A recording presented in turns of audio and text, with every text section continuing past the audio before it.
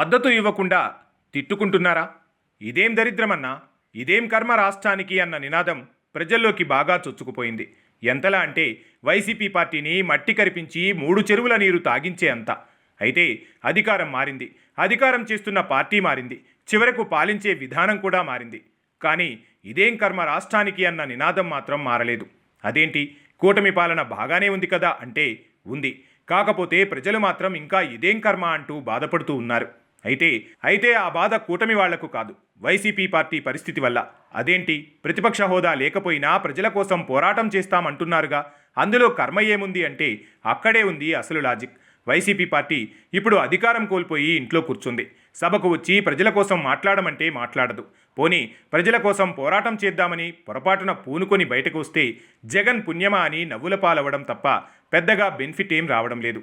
అదీకాక వీళ్ళేమైనా ప్రజల తరపున పోరాటం చేయాలని రోడ్డెక్కుతున్నారా అంటే కేవలం మైలేజ్ కోసమే తప్ప వేరే ఇంకో ఆలోచన లేదు.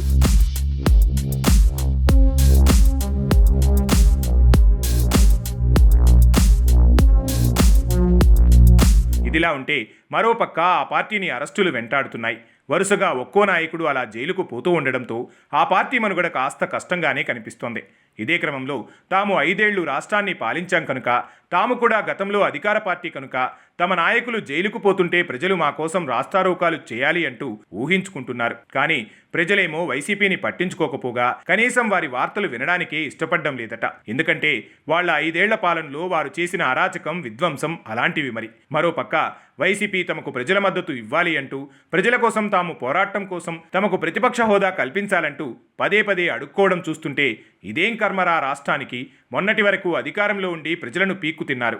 ఇప్పుడు దరిద్రం వదిలిపోయింది అని అనుకుని ప్రశాంతంగా ఉంటే ప్రతిపక్ష హోదా ఇవ్వమంటూ అడుక్కుంటూ దిగజారి బతుకుతున్నారు అంటూ, అయినా ఏమంత ఊడి పొడిచారు అని వీళ్లకు ప్రజలు మద్దతు ఇవ్వాలంటూ ప్రజలు చెప్పుకోవడం గమనార్హం. ఏది ఏమైనా చేసిన పాపాలు ఊరికే పోతాయా?